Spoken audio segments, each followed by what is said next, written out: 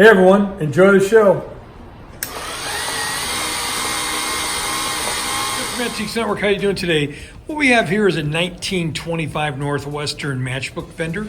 It's got a cast iron base and top, metal around the base. Really a nice shape. Obviously, it's been restored.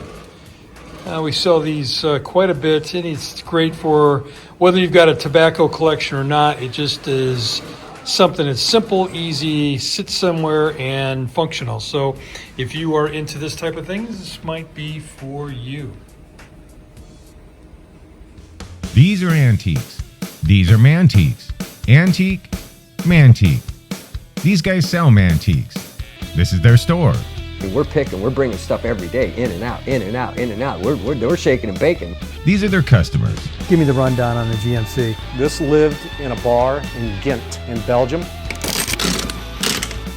Follow Jim and Jeff from 9 to 5 or after hours as they buy, sell, and restore the coolest stuff for the coolest collectors worldwide.